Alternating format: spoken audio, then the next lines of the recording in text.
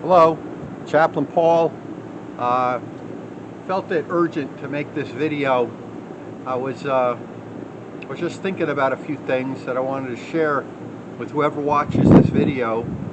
Um, with all the coronavirus going on, with all the probability that we're going to spend some time in a hospital at one point or another, I think it would be vital that people create a to-go bag, um, a simple duffel bag with the change of clothing, a couple of pairs of underwear, socks, uh, toothbrush,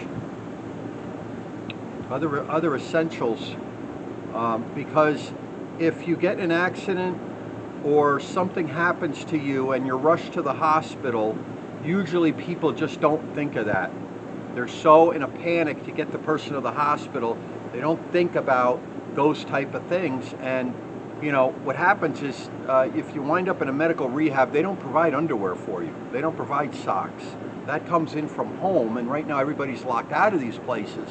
So you go without. I honestly don't know how they're facilitating these needs when they're not allowing family members to come into our healthcare providers.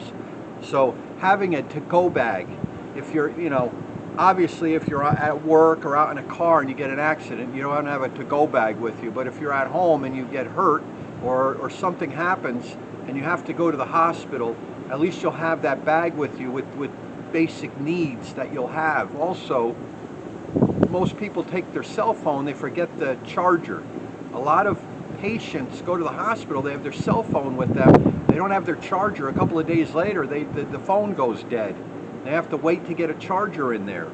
Now, using the phone in the hospitals, it's a little tricky. It's on the wall, and if you're limited mobility, you're not going to be able to grab that phone. And yes, they will help you make phone calls. Nurse will come in and she'll dial the phone for you, but having a cell phone is a lot easier, especially voice activated. It's just a lot easier to use under those circumstances.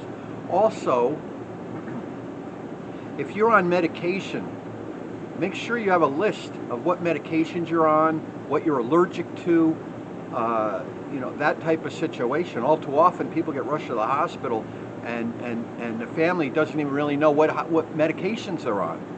Even though they live with them and they're in the house, sometimes somebody's on so many medications, you don't know what medications they're on, how much they're to take, and when. And literally, you have to take all the bottles, put them in a bag, and rush them to the hospital so they can sit there and look to see what their loved one's on. That's one way you're doing it. Grabbing them all and putting them in a bag and giving them to the hospital and say, this is what my loved one is taking. But if you have a list and it's available, access on a computer, you could pull it up on your phone. You could then access it while you're in the emergency room, so that it makes things a lot easier. It helps to prevent complications and mistakes when these things are pre-planned. We're in the coronavirus pandemic right now, and I don't think anybody's thinking, hey, let me make a bag of have a to-go bag. Let me write down all my medications. Let me write down what I'm allergic to. So God forbid if I get coronavirus and be rushed to the hospital, you have all this information at the healthcare provider's disposal, so that it prevents mistakes. My mother was on a certain medication for 30 years. She went to the hospital.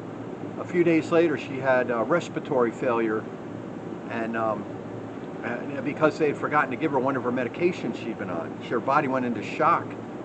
So, there's situations where people are on medication that if they don't take that medication, their body could go into shock or have withdrawal, and it makes recovery that much harder, where all you would have to do is have these things written down and know what your family members are taking, have access on your cell phone or computer, so that when emergency happens, these things can be relatively available quickly, so that healthcare providers can act accordingly, help to prevent mistakes. Also, medical directives. If you have medical directives, make sure that's available.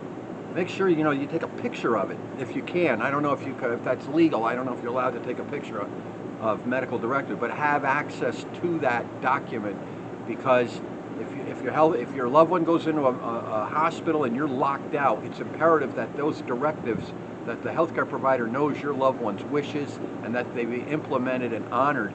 And having medical directives, having them available for the healthcare provider is critical. So make sure that is taken care of as well. Also, if you have a loved one that's in a hospital, nursing home, care center, medical rehab, consider buying an Alexa video device. They're about that big. They're voice activated. So if you're paralyzed, on a ventilator, if your mobility is limited, it's all voice activated. So in other words, your family has one at home, the patient has one in the care center. All the patient has to do is say, Alexa, call home. The phone rings on that device, your loved one answers it, they now could see you, they could see what's going on in the facility. Doctors and healthcare providers, if they come into the facility, or if a doctor or a nurse comes in, says to the patient, well, we like to do this, or we like to do that, or we like to do this, that patient can then say, Alexa, call home. Your loved one comes on the screen.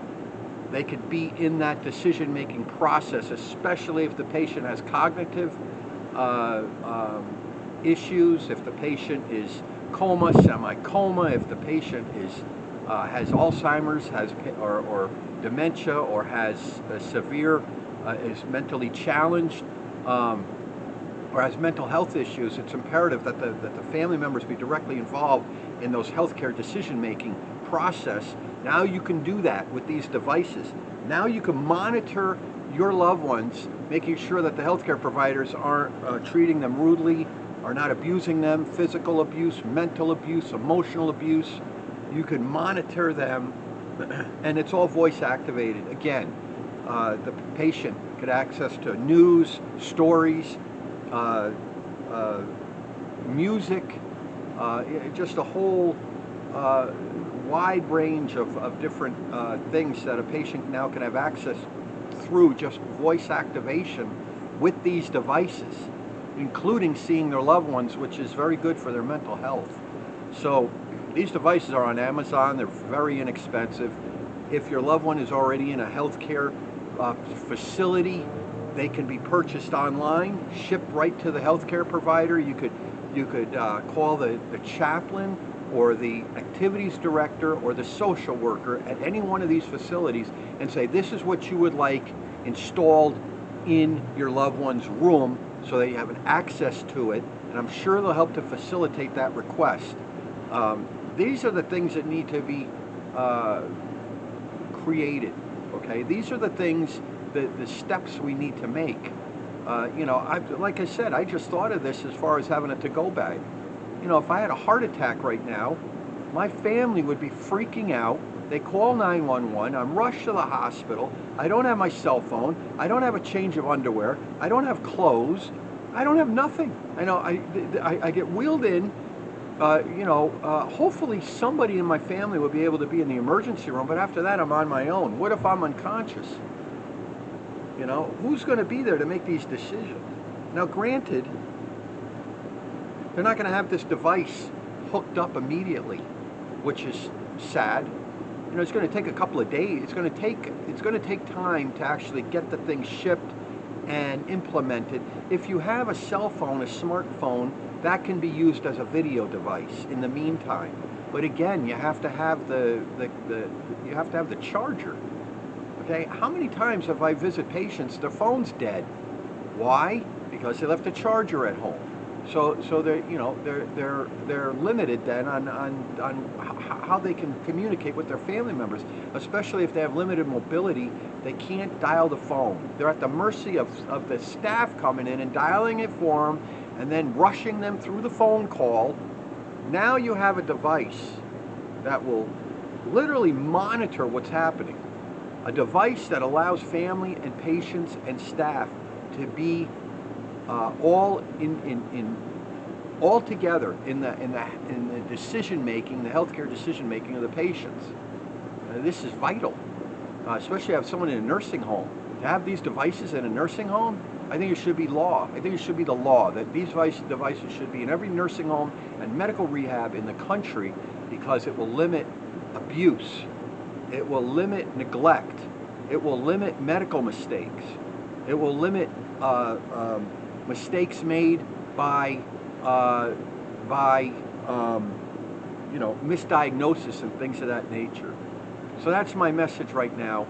I think the battery's about to run dead, so we'll talk to you soon from Pastor Paul, and I just wish you well, and I pray that your family be safe, protected, make the right decisions, let God guide you, trust in the Lord with all your heart, lean not on your own understanding, in all your ways acknowledge Him, and He shall direct your path. Have a great day. God bless you from Chaplain Paul.